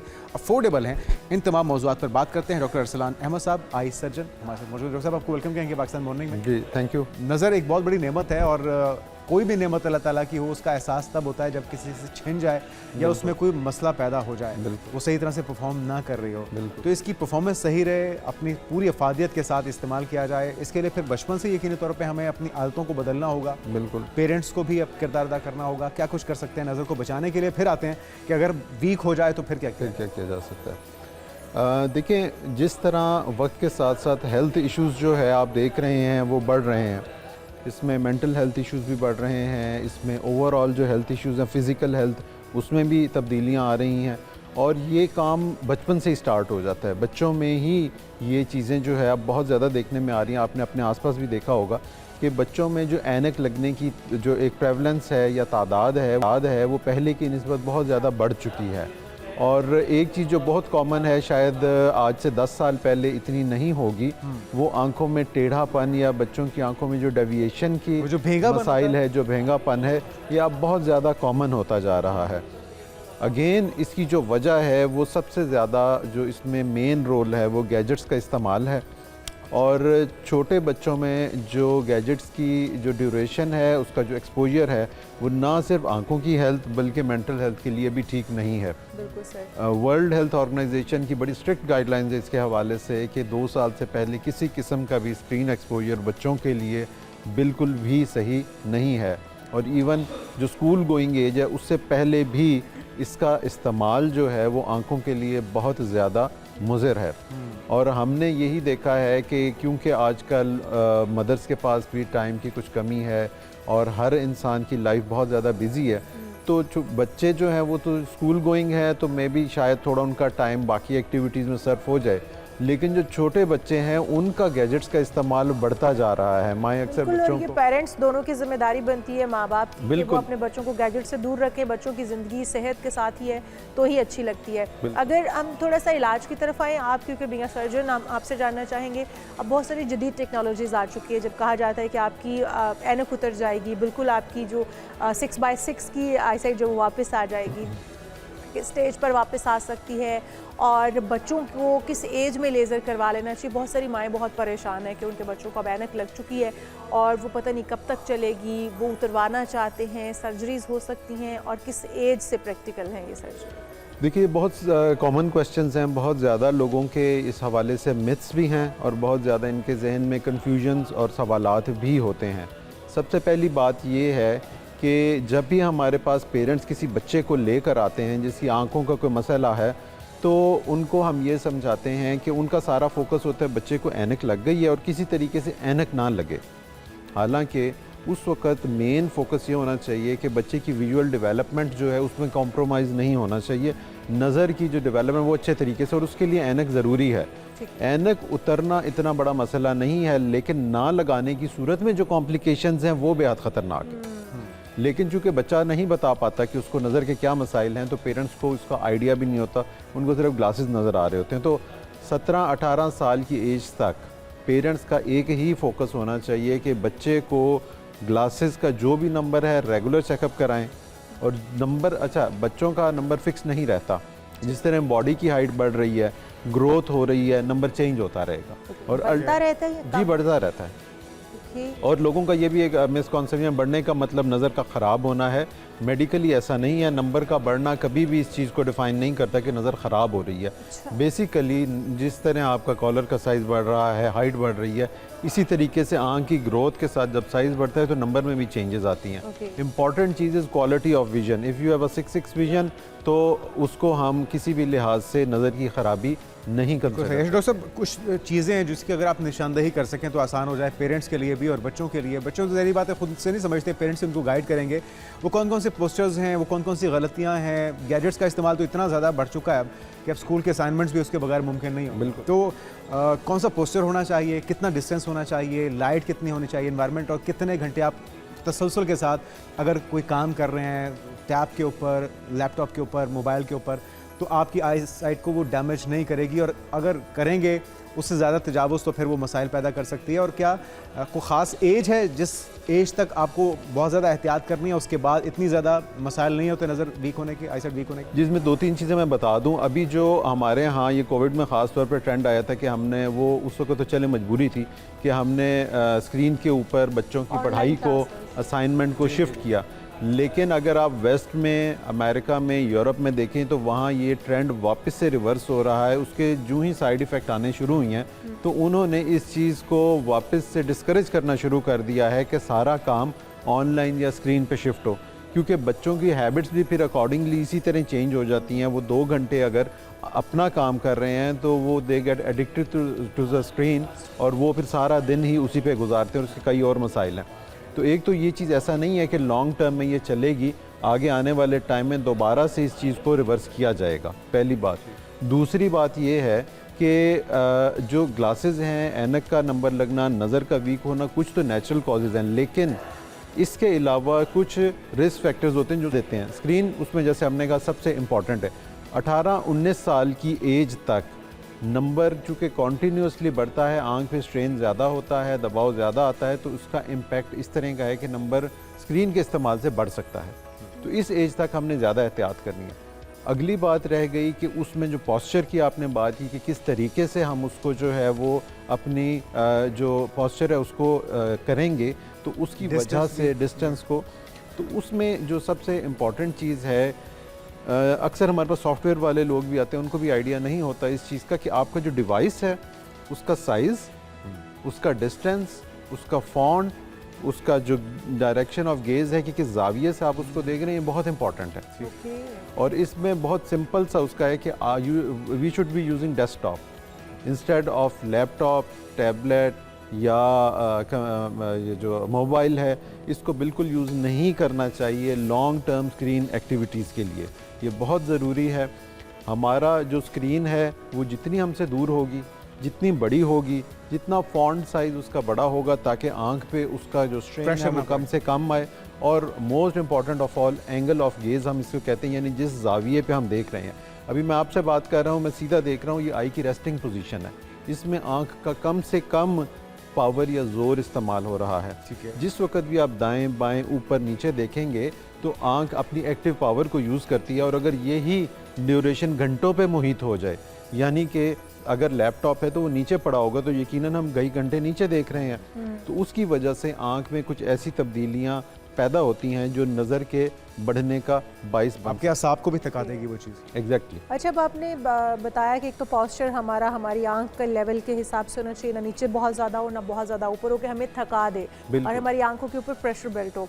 दूसरा ये भी बताइएगा, जिससे मैं आपसे जानना चाह रही थी कि सर्जरी अगर कोई करवाना चाहता है, कि पेरेंट्स चाहते हैं कि बच्चे की सर्जरी हो जाए, तो किस स्टेज पर हो सकती है, किस एज के बच्चे की हो सकती है? देखिए उसमें बड़ों के अंदर भी क्या टोटली रिवर्स हो सकता है? किस एज के अंदर, बुढ़ापे के अंदर भी रिवर्स हो जाता है? किस हद तक रिवर्स हो सकता है? देखिए, अगर हम स्पेसिफिक बात करें ग्लासेस की, ऐनक की, क्योंकि आंख में नज़र की कमी की वजूहात खाली ऐनक तक लिमिटेड नहीं है, और भी कई हो सकते हैं, लेकिन चूँकि हम यहाँ ऐनक की बात कर रहे हैं तो इसी रेफरेंस से मैं आपको बताऊँगा। पहली बात तो ये है कि लोअर जो कट ऑफ लिमिट है वो तकरीबन 18 to 19 ईयर्स है। और उसकी जो बेसिक आइडियालॉजी है उसके पीछे वो ये है कि आपका जो ग्लासेस का नंबर है वो रुक चुका हो, यानी कि उसमें मज़ीद तब्दीली ना आ रही हो। अदरवाइज़ लेज़र का तो कोई वो नहीं है, आप अगर लेज़र करेंगे और उसके बाद भी नंबर बदल जाएगा तो वो चीज़ दोबारा से आपको ग्लासेस लगाने की तरफ लेके जा सकती है। तो मेन जो हमारा कंसर्न होता है being a doctor in making a decision कि आपकी लेज़र होनी है या नहीं होनी है, अदर देन कि आंख बिल्कुल हेल्दी हो, वो ये होता है कि नंबर रुक चुका हो। तो 18 साल इज़ द कट ऑफ। और सिलेंड्रिकल नंबर हो किसी का, या देखिए इट डजंट मैटर कि कौन सा नंबर है, सिलेंड्रिकल भी रिवर्स हो सकता है। जी बिल्कुल हो सकता है, क्योंकि वो कहते हैं ना पीछे सिलेंडर वीक हो चुका है आपका, या फिर वो उसमें आपको इवन लेंस भी अगर वो लोग यूज करते हैं तो उनको उतना अच्छा रिजल्ट नहीं मिलता जितना स्फेरिकल को। जो सिलेंड्रिकल नंबर है इसकी वजूहात, जो स्फेरिकल नंबर है ये बिल्कुल डिफरेंट है। सिलेंड्रिकल नंबर का ताल्लुक आंख की शेप से है और स्फेरिकल नंबर का ताल्लुक आंख के साइज से है। ठीक है, जो शेप से है उसमें आंख की जो एडजस्टमेंट है ग्लासेस की वो हमेशा मुश्किल होती है, चाहे वो ऐनक की शक्ल में हो चाहे वो कॉन्टैक्ट लेंस की शक्ल में हो, लेकिन बोथ आर इक्वली ट्रीटेबल। अगरचे उसकी रेंज है, ये नहीं है कि कोई सा भी सिलेंडर ट्रीट हो सकता है, बट नॉर्मल सिलेंडर जैसे हम अगर बात करें हमारी -5 तक रेंज है, तो उससे नीचे नीचे जितने भी हैं 80-90% लोगों के सिलेंडर जिससे कम ही होते हैं, तो वो लेज़र से ट्रीटेबल हैं। इसके ऊपर के भी सिलेंडर ट्रीटेबल हैं, अब पहले नहीं होते थे, लेकिन उसके जो प्रोसीजर्स हैं, जैसे ICL एक लेटेस्ट टेक्निक है जिसके ज़रिए हम जो हाई सिलेंडर नंबर हैं जो कि ग्लासेस से भी कवर नहीं हो पा रहे होते हैं या इवन लेज़र भी उनको कवर नहीं करती, हम ICL के थ्रू उसको कवर करते हैं। तो सबसे इफेक्टिव इस वक्त ICL का मेथड है, ये भी लेज़र का ही ट्रीटमेंट है। इसके नताइज और इसके जो आउटकम्स हैं, रिजल्ट्स हैं, वो कितने बेहतर मौसूल हो रहे हैं? कोई ख़ास एज के लोगों के लिए इसके नताइज अच्छे हैं या किसी भी उम्र के हिस्से में आप इसके? देखिए ICL एक डिफरेंट टेक्निक है, लेज़र के बिल्कुल अलावा है। ICL एक ख़ास तरह का लेंस है जो आँख में एडजस्ट किया जाता है परमानेंटली, जी परमानेंटली, और इसके कई फ़ायदे हैं। बेसिकली हमने जो अपनी ग्लासेस रिमूवल की रेंज है जो कि पहले तकरीबन -10 या -11 तक थी, उसको एक्सटेंड किया है -20 तक, यानी कि अगर किसी को 20 नंबर की ऐनक भी लगी है तो वो ICL के थ्रू रिमूव की जा सकती है। और इसमें ये लेंस परमानेंटली आँख के अंदर जो है वो एडजस्ट किया जाता है और उसके ज़रिए जो इतना हैवी नंबर है उसको रिमूव किया जाता है। अच्छा, अब ये जो फेमटोलेसिक है, ICL है, ये बोझ पर जेब पर कितने भारी पड़ते हैं? आम इंसान करवा सकता है? उनके लिए अफोर्डेबिलिटी? देखिए विद टाइम अब आहिस्ता आहिस्ता जैसे जैसे टेक्नोलॉजी कॉमन होती जा रही है, तो इसमें ज़ाहिरी बात है जो इसके चार्जेस हैं और जो इसकी कॉस्ट है वो ड्रॉप कर रही है, और इसमें जो प्रेवलेंस है इसकी, यानी कि आप मुख्तलिफ़ जगहों पे अप्रोच कर सकते हैं इसको करवाने के लिए, तो वो उसकी वजह से कॉस्ट आहिस्ता आहिस्ता बहुत नीचे आ रही है। ICL चूँकि एक बिल्कुल नई टेक्नोलॉजी है और बहुत ज़्यादा अभी कॉमन नहीं है, तो it is relatively costly, but जो फेमटोलेसिक है, या इसमें मैं ये भी बताता चलूँ कि बेसिकली ग्लासेस रिमूवल की एक पूरी एक रेंज है लेज़र्स की, जिसमें PRK है, लेसिक है, फेमटोलेसिक है, एपीलेसिक है, जो स्माइल है, सिंपल लेसिक है, तो ये बेतहाशा डिफरेंट टाइप्स हैं लेज़र्स की। फेमटोलेसिक इज़ कॉमन टर्मिनोलॉजी जो लोगों को चूँकि पता होती है तो हम लेज़र के लिए इस्तेमाल करते हैं, लेकिन it is a very effective technology. और ये जो आप बता रहे हैं डॉक्टर साहब ICL टेक्नोलॉजी, ये आप बता रहे थे कि लेंस है जो कि आपकी आंखों के ऊपर उसको परमानेंटली लगा दिया जाता है। जी बिल्कुल। तो आपकी आइज़ कलर्ड भी हो सकती हैं? देखिए कलर्ड लेंस जो है वो हम आम तौर पे रिकमेंड नहीं करते हैं परमानेंट यूज़ के लिए, यानी कि कलर उसके रिजल्ट करने के लिए। उसके कई सारे साइड इफ़ेक्ट हैं जिसकी वजह से हम आम, क्योंकि बहुत सी ख़वातीन हैं वो कलर्ड आइज़ के लिए लेंसेज का इस्तेमाल करती हैं, तो अगर परमानेंट काम हो जाए तो उनके लिए आसानी हो जाएगी। जी जी बिल्कुल, लेकिन वो कॉन्टैक्ट लेंस के ज़रिए ही करें तो ज़्यादा बेहतर है, परमानेंट बजाय ये कि चक्कर में परमानेंट ना की पड़े। तरफ जाए। अच्छा डॉक्टर साहब, जाते जाते मायूपिया क्या है और बच्चों में तेज़ी से क्यों फैल रहा है? मायोपिया जहाँ से हमने अपनी बात स्टार्ट की थी, मायोपिया बेसिकली ऐनक के नंबर का बढ़ जाना, लग जाना, या ऐनक का जो नंबर है वो अगर बहुत ज़्यादा हो जाए तो उसको हम मायोपिया बोलते हैं। मतलब जिन बच्चों के इतनी मोटे मोटे ग्लासेस होते जी हैं। बिल्कुल बिल्कुल। और उसकी जो वजूहात हैं उसमें अगेन अभी जो मोस्ट कॉमन वजह है वो स्क्रीन का इस्तेमाल ही है। अदर देन पहले भी बच्चों के अंदर ज़ाहिर ग्लासेस लगती थी, लेकिन अभी जो उसकी तादाद बहुत तेज़ी से बढ़ रही है उसकी मेन वजह स्क्रीन है, और उससे ही जी जी आप अपनी बात मुकम्मल कीजिए। और उससे ही बेसिकली हमें जो है वो एहतियात की ज़रूरत है। अच्छा, डेफिशिएंसीज कितना बड़ा फैक्टर हो सकती हैं? आपकी डाइट पूरी नहीं है या उसमें किसी खास मिनरल्स की, विटामिन्स की कमी है, उसकी वजह से आप ये जो आप मुसलसल कह रहे हैं कि आपकी आईसाइट मुसलसल बढ़ रही है, तो क्या ये भी एक रीज़न हो सकती है? उसके लिए खास विटामिन को खास डाइट जिसका एहतियात करते हुए आप इस प्रोसेस को रोक सकते हैं? देखिए जनरल अगर आप देखें हमारी ओवरऑल डाइट जो है वो नेचुरल डाइट से शिफ्ट हो रही है प्रोसेस्ड फूड के ऊपर, और प्रोसेस्ड फूड के अंदर टेस्ट को तो मद्देनज़र रखा जाता है, लेकिन जो उसकी न्यूट्रिशनल वैल्यूज़ हैं उसको मद्देनज़र नहीं रखा जाता। बच्चों के अंदर ये चीज़ चूँकि बहुत ज़्यादा इम्पॉर्टेंट इसलिए है कि उनकी ग्रोइंग एज है, बॉडी ग्रो कर रही है, और बॉडी को जो न्यूट्रिएंट्स हैं उनकी एक ख़ास तादाद चाहिए ही चाहिए। हम उसको कवर करने की कोशिश करते हैं थ्रू सप्लीमेंट्स, थ्रू मेडिकेशन या बाकी चीज़ों के, लेकिन वो कभी भी रिप्लेस नहीं कर सकती आपकी नेचुरल डाइट को।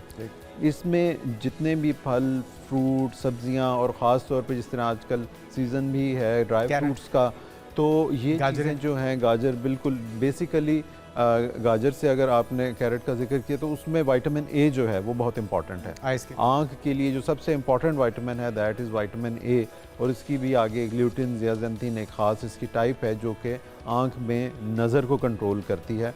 तो जो भी आपकी जो नेचुरल डाइट है वो बहुत ज़रूरी है और उसको बेहतर करना चाहिए। बिल्कुल से बहुत शुक्रिया so much, doctor. Doctor Salan Ahmed sahab, आप हमारे साथ मौजूद थे, आई सर्जन, और हम उम्मीद करते हैं कि आपके वो तमाम सवालात जो तहफ़्फ़ुज़ात हैं वो दूर हो पाए होंगे इस सेगमेंट के अंदर, कि आपको लेज़र की स्टेज में करवाना चाहिए, बच्चों की नज़र किस वजह से वीक हो रही है और आपको किन एहतियात को मद्देनज़र रखना है, क्या कुछ करने की ज़रूरत है पेरेंट्स को और बच्चों को। अब आगे बढ़ते हैं और बात कर लेते हैं, क्योंकि ग्लासेस की बात हो रही है, नज़र की बात हो रही है, तो फिनलैंड ने भी इसके ऊपर काफ़ी काम किया है और फिनलैंड ने जो चश्मे बनाए हैं वो अब IXI ने ऐसा स्मार्ट चश्मा मुतारिफ करवाया है जो कि ऑटो आपको कंट्रोल देता है और वो आपके चश्मों को ऑटो फोकस कर देता है, आपकी ग्लासेस को, आपकी नज़र को, और जहाँ पर भी आप देखना चाहते हैं अगर वो खुद से आप फोकस नहीं कर पा रहे तो ग्लासेस ये काम करेंगी और आपको ऑटो फोकस करके दे देंगी और आप बआसानी वो चीज़ देख सकेंगे। और इस चश्मे में नाज़रीन आंखों को ट्रैक करने वाले सेंसर्स के साथ लेंसेज में लिक्विड क्रिस्टल मौजूद है जो फौरी तौर पर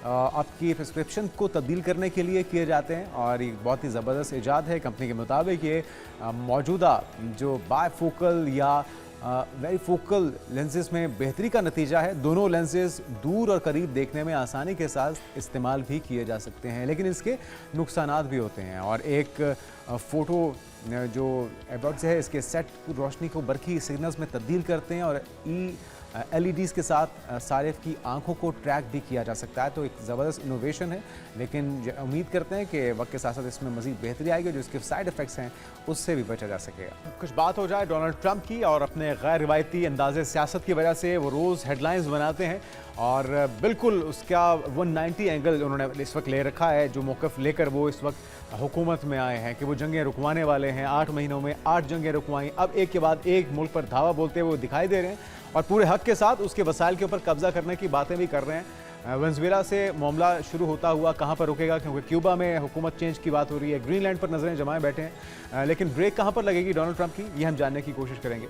जी हाँ, क्योंकि दुनिया की बदलती हुई जियो स्ट्रेटेजिक सियासत में अब ग्रीनलैंड आलमी तवज्जो का मरकज़ बन चुका है और अमरीकी सदर डोनाल्ड ट्रंप ने ग्रीनलैंड को अमरीका की कौमी सलामती के लिए निहायती अहम करार देते हुए उसके हसूल के लिए मुख्तलिफ ऑपरेशंस पर अब गौर शुरू भी कर दिया है। वाइट हाउस के मुताबिक इन ऑपरेशंस में सिफारती, मुआशी और हत्ता के अस्करी पहलू भी ज़ेरे गौर आएंगे। तो आखिर क्या वजूहात है, क्यों डोनाल्ड ट्रंप को एक के बाद एक आग जो है वो जलानी है या एक के बाद एक मुल्क को इस जंग के अंदर धकेलना है, ये जानेंगे। डॉक्टर शाजिया अनवर चीमा साहिबा हमारे साथ मौजूद हैं, माहिर आलमी अमूर हैं, आप वेलकम टू शो कहेंगे आपको।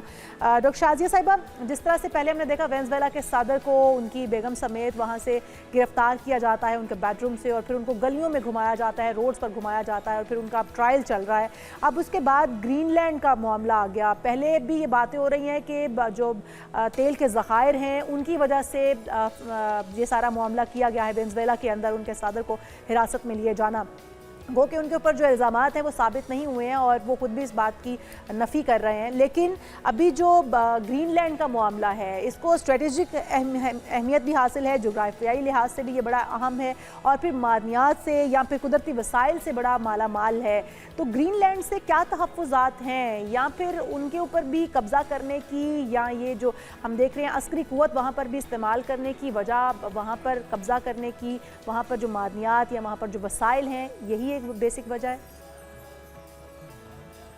ग्रीनलैंड पे बात करने से पहले अगर हम वेनेजुएला की बात अगर उसको टच करते हुए गुजरें कि गिरफ्तार नहीं किया जा सकता, ना वो गिरफ्तार हुए हैं क्योंकि अमेरिका कोई दुनिया का या आलमी कानून नहीं है, कोई ICC या ICJ नहीं है अमेरिका।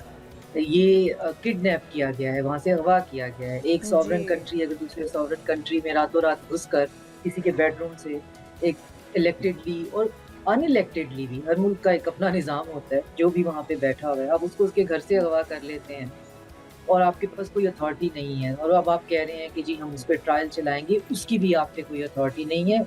लीव असाइड की ये बहस कि वो मुजरिम है या नहीं है, अमेरिका के पास कोई कानून या अथॉरिटी नहीं है कि इसको मुजरिम साबित करने का।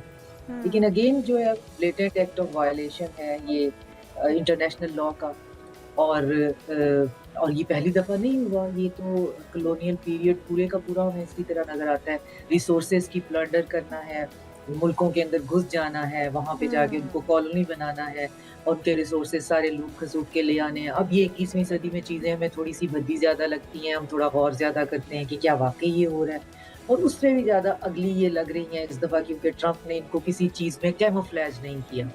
ट्रंप बहुत ओपनली कह रहे हैं, जी हम वेनेज़ुएला गए हैं क्योंकि ऑयल के लिए गए हैं। इससे पहले ये लोग लीबिया गए, इससे पहले ये लोग इराक गए, दुनिया में जहाँ-जहाँ गए उसका इन्होंने कवर पहनाया, उसको एक बहुत अच्छा-सा इन्होंने एक कवर दिया ह्यूमैनिटी का, डेमोक्रेसी का, औरतें बचाने का, बच्चे बचाने का वगैरह-वगैरह जो ये भाषण देते हैं। तो उस कवर के अंडर इन्होंने पूरी दुनिया में जाके वो बेचा, मकसद उसका भी यही था। वो भी इतना ही इनह्यूमेन था, वो भी इतना ही भद्दा और बदसूरत था।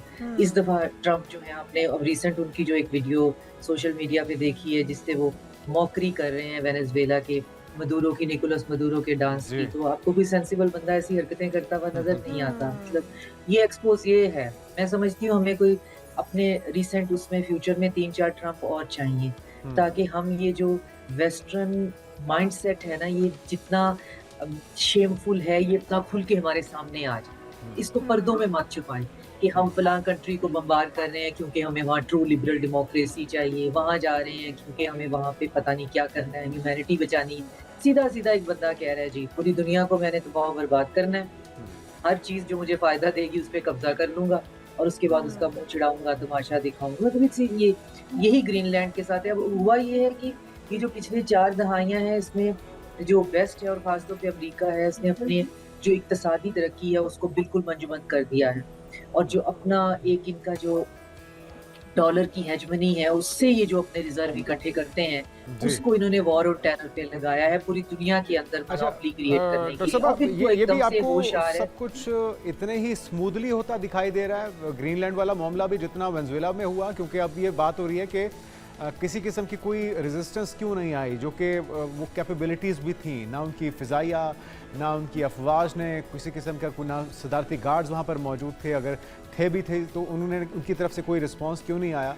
तो अंदर की मुआवनत के बगैर तो ये मुमकिन नहीं हो सकता। तो क्या ग्रीनलैंड में भी कुछ ऐसी सूरत हाल होगी? अभी जिस तरह से वो कह भी रहे हैं कि 30 से 50 मिलियन बैरल जो है वो तेल निकाला जाएगा, फिर उसे अमेरिका और वेनेजुएला की आवाम की बेहतरी के लिए इस्तेमाल किया जाएगा, तो ये यूं ही चलता रहेगा जंगल का कानून, या कोई आलमी कुव्वत इसमें मुदाखलत करेगी? और अगर करती है तो फिर वो कितने हालात ख़राब हो सकते हैं अगर इसमें रशिया या चाइना की, या हम देख रहे हैं कि शुमाली कोरिया भी जिस तरह से अपने मिज़ाइल के तजुर्बात कर रहा है, तो ये कितनी ख़तरनाक हो सकती है इस दुनिया के मुस्तकबिल के लिए ये सूरत हाल? बहुत इंपॉर्टेंट है, आपके तीनों सवाल बहुत इंपॉर्टेंट है। वन बाय वन चलते हुए, ग्रीनलैंड में इनको इतना प्रॉब्लम नहीं देखना पड़ेगा क्योंकि ग्रीनलैंड बहुत स्मूथली ये ले लेंगे। वो डेनमार्क की टेरिटरी है और डेनमार्क के अंदर इतनी रिसोर्सेज ही नहीं है कि वो इसके सामने जो है वो अमेरिका के सामने खड़े हो जाए। उसको पूरा यूरोपियन यूनियन और नेटो कोवर्स कर लेंगे और डेनमार्क को इसमें से हाथ धोना पड़ेगा।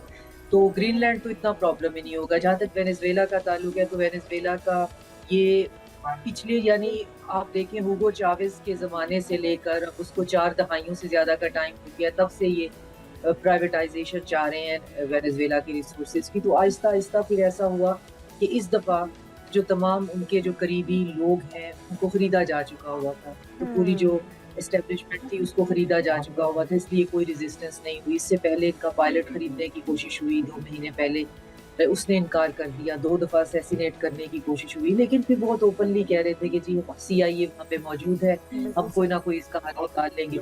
और अल्टीमेटली हल फिर क्या निकाला कि उनकी कैबिनेट जो है उसको ट्रिलियंस ऑफ डॉलर देकर और लालच देकर तो मदुरो जो है उसको अपने ही लोगों ने बिट्रे कर दिया।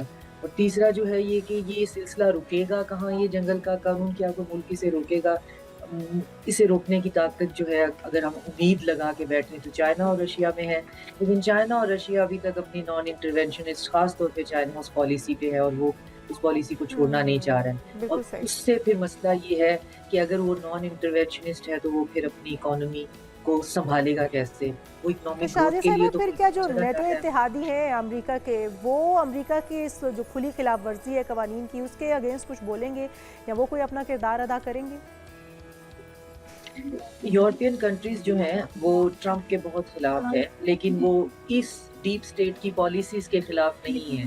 ट्रंप एज एन इंडिविजुअल के वो बहुत खिलाफ हैं क्योंकि वो यूरोपियंस को चाह रहे हैं कि वो अपने मुल्क पे जिंदा रहें और हम उनको साथ संभाला नहीं देना चाहते। लेकिन अगर यही गवर्नमेंट जाए और फिर जो बाइडन के बाकियात में से कोई आ जाए तो यूरोपियंस को कोई प्रॉब्लम नहीं है। तो यूरोपियंस हर सूरत में अमेरिकन के साथ चलना चाहते हैं, लेकिन उनको ट्रंप से बहुत शदीद प्रॉब्लम है। तो यही वजह है कि वो इस बारे में बिल्कुल नहीं बोलेंगे। उनको बोलने की ज़रूरत क्या है, क्योंकि अमेरिका ने कह दिया है कि जो लैटिन अमेरिका है वो मेरा स्फीयर ऑफ इन्फ्लुएंस है।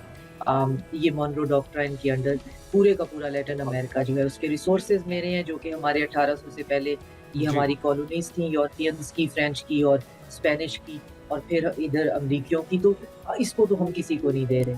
अगर ये स्फीयर ऑफ इन्फ्लुएंस है तो फिर चाइना जो है उसका अपना कोई स्फीयर ऑफ इन्फ्लुएंस होगा, लेकिन मेरा नहीं ख्याल कि अमेरिका इस चीज़ तक रुकेगा।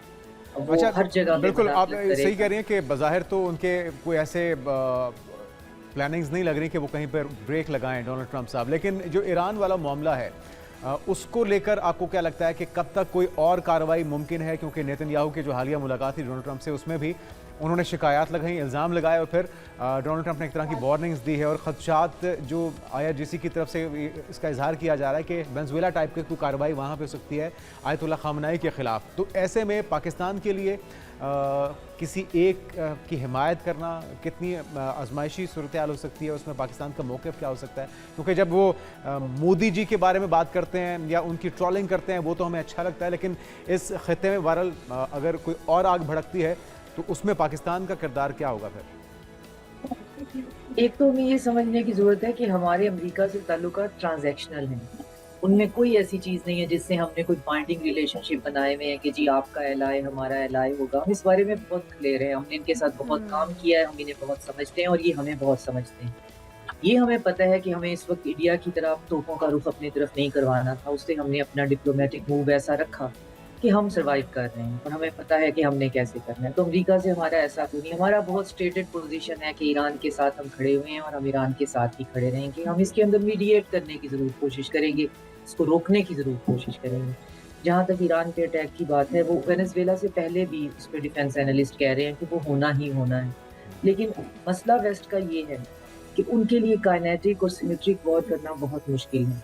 उसकी ना उन्हें प्रैक्टिस है, ना उनके पास वो इतने रिसोर्सेज इस्तेमाल कर सकते हैं, ना ही वो इतनी लाशें वापस अपने घरों को ले जा सकते हैं, उनकी पब्लिक अफोर्ड नहीं कर सकती। तो उनके पास जो बेहतरीन तरीका है वो यही है, पैसे लगाओ, हुकूमतें टॉपल करो, बंदे असैसिनेट करो। इसमें वो ईरान में बहुत कोशिश कर रहे हैं। प्रोवाइडेड अब आने वाले वक्त में वही मुल्क बचेंगे जिनकी अपनी डिटरेंस होगी, जिनकी अपनी जो नेशनल आइडेंटिटी है वो इतनी इंसुलेटेड होगी कि ब्रीच नहीं हो सकेगी, और उस मुल्क के अंदर नॉन स्टेट एक्टर्स भी मौजूद होंगे जो कि जरूरत पड़ने पे जो मुखालफत का शिकार ममालिक हैं या अंदर से ही जिनकी जड़ें खोखली हैं, वो यकीनन अमेरिका या डोनाल्ड ट्रंप के निशाने पर होंगे और उनका आसान शिकार भी होंगे। बहुत शुक्रिया डॉक्टर शाजिया अनवर चीमा साहिबा, माहिर आलमी अमूर हमारे साथ मौजूद थी, और हम उम्मीद करते हैं कि पूरी दुनिया का जो अमन सबूताज करने पे लगे हैं डोनाल्ड ट्रंप साहब, जो कि पीस मेकर का खिताब लेना चाहते हैं, उनकी अकल या होश के नाखून लेंगे, और जो ये हर वक्त हर एक पे जंग मुसल्लत करने की कोशिशों में लगे रहते हैं उससे गुरेज करेंगे। आगे बढ़ते हैं, बिल्कुल लास्टली बात कर लेते हैं नाज़रीन कुछ चाइना की। चाइना ने दुनिया को तवील तरीन एक्सप्रेसवे सुरंग का बाज़ाब्ता इफ्तिताह कर दिया है, और एक और ऐसे कहते हैं कि ये शाहकार बनाया गया है। जो आर्किटेक्ट्स हैं उनकी तरफ से एक अहम इंफ्रास्ट्रक्चर मंसूबा है जो कि शिनजियांग के खुद मुख्तार इलाके में तियानशान शेंगली सुरंग के नाम से ट्रैफिक के लिए खोली गई है।